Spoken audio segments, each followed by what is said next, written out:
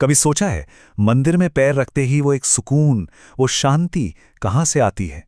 भाई ये कोई जादू नहीं है, इसके पीछे एक पूरा विज्ञान है। आज हम इसी प्राचीन आध्यात्मिक विज्ञान को समझने की कोशिश करेंगे, जैसा कि हमारे शास्त्रों में बताया गया है और जिस पर श्री पंकज शास्त्री सलुंबर जैसे चिंतकों ने गहरा मंथन किया है। देखिए, आगम का ये कथन कितना गहरा है। मंदिर वो जगह है जहां पत्थर में भी भगवान दिखते हैं और भक्त के अंदर की शक्ति जाग जाती है। तो बात साफ है, मंदिर सिर्फ पूजा पाठ की जगह नहीं है। श्री पंकज शास्त्री सलुंबर अपने चिंतन में यही तो समझाते हैं कि ये एक ऐसा विशेष स्थान है जिसे इस तरह से बनाया गया है कि हमारी अपनी ही सोई हुई शक्ति, हमारी आंतरिक शक्ति जाग उठे। हम सब मंदिर जाते हैं, है ना? पर क्या हम कभी रुक कर ये सोचते हैं कि प्रार्थना के अलावा वहां और क्या हो रहा है? क्या वहां सच में कोई साइंस, कोई व्यवस्थित विज्ञान काम कर रहा है? तो शास्त्रों का जवाब हाँ, बिल्कुल है। और जवाब एकदम साफ है। मंदिर असल में दिव्य ऊर्जा का एक पावर हाउस है। जी हाँ, एक पावर हाउस मतलब एक ऐसी जगह जहां पॉजिटिव एनर्जी को इकट्ठा किया जाता है, उसे केंद्रित किया जाता है और ये ऊर्जा हमारे मन और शरीर दोनों को हील कर सकती है। तो आज के सफर में हम क्या क्या देखने वाले हैं? हम पावर हाउस की अवधारणा को समझेंगे, फिर वास्तुकला की ऊर्जाओं, केंद्र की शक्तियों, यंत्र मंत्र की ऊर्जा और अनुष्ठानों की पवित्र ऊर्जा को जानेंगे और आखिर में देखेंगे कि ये सब मिलकर हमें कैसे हील करते हैं। ये सारी बातें शास्त्रों और श्री पंकज शास्त्री सलुंबर के गहन मंथन पर आधारित हैं। तो चलिए शुरू करते हैं पावर हाउस की अवधारणा से। आखिर मंदिर हमारी आभा को, हमारे ऑरा को ठीक कैसे करते हैं? श्री पंकज शास्त्री सलुंबर के आध्यात्मिक विज्ञान के मुताबिक मंदिर को खास तौर पर हमारे ऑरा को साफ करने के लिए बनाया गया है। अब ऑरा क्या है? ये हमारे शरीर के चारों ओर का एक एनर्जी फील्ड है, एक ऊर्जा का घेरा। और जब ये घेरा शुद्ध होता है तो मन की सारी परेशानियां, सारी पीड़ा अपने आप दूर होने लगती है। अब हमारी ये यात्रा शुरू होती है मंदिर के बाहर से, उसकी बनावट से, उसकी वास्तुकला से। यही वो हिस्सा है जो ब्रह्मांड की ऊर्जाओं को खींचता है और हमें उनसे जोड़ता है। इसमें सबसे पहली है ध्वज ऊर्जा। मंदिर के ऊपर लहराता हुआ वो झंडा देखा है? श्री पंकज शास्त्री सलुंबर अपने अनुभव से बताते हैं कि वो सिर्फ एक झंडा नहीं है, वो आकाश तत्व से कॉस्मिक एनर्जी को अपनी ओर खींचता है और ये एनर्जी सीधे हमारे विचारों पर असर डालती है, उन्हें साफ करती है और नेगेटिविटी को दूर भगाती है। अच्छा, अब आते हैं शिखर ऊर्जा पर। मंदिर का जो शिखर होता है ना, वो एक पिरामिड की तरह, एक कॉस्मिक एंटेना की तरह काम करता है।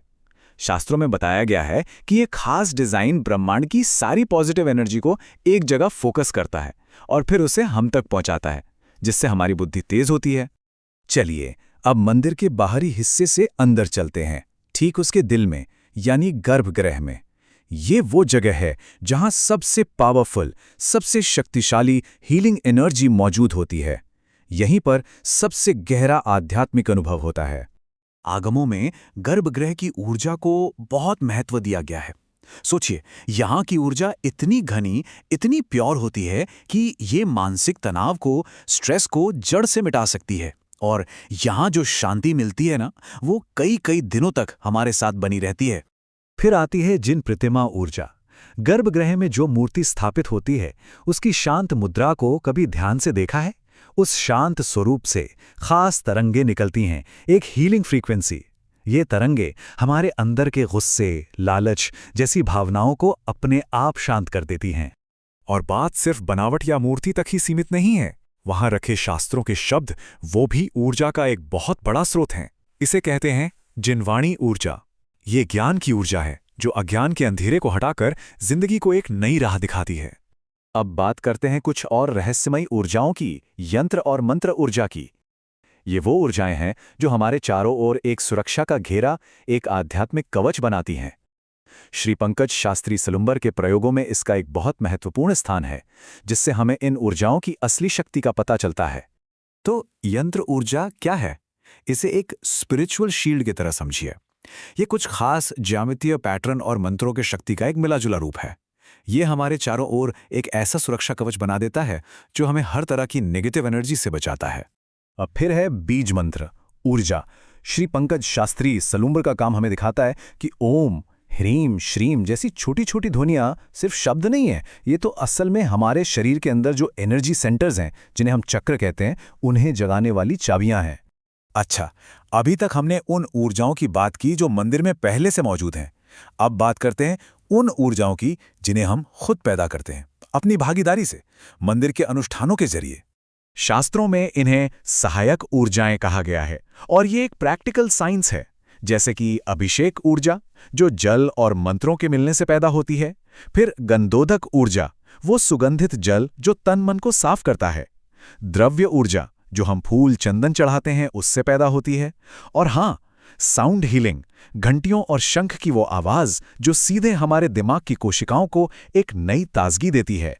तो अब इन सभी टुकड़ों को जोड़कर देखते हैं।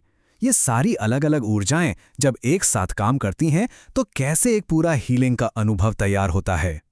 तो हमने 2 तरह की ऊर्जाओं के बारे में जाना। पहली हैं प्राथमिक ऊर्जाएं, जैसे ध्वज, शिखर, गर्भगृह, जिन प्रतिमा, जिन वाणी और यंत्र। ये मंदिर की बनावट से आते हैं। और दूसरी हैं सहायक ऊर्जाएं, जैसे अभिषेक, गंधोदक, द्रव्य, साउंड हीलिंग और बीज मंत्र।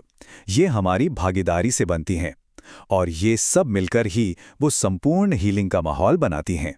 तो कुल मिला के बात यह है कि मंदिर जाना सिर्फ एक धार्मिक यात्रा नहीं है, ये एक पूरी हीलिंग जर्नी है, एक ऐसी यात्रा जो हमारे अंदर की सोई हुई शक्ति को जगाती है। श्री पंकज शास्त्री सलुम्बर के काम का भी यही सार है कि मंदिर सिर्फ भगवान के दर्शन करने की जगह नहीं, बल्कि खुद को पाने, खुद को खोजने की जगह है।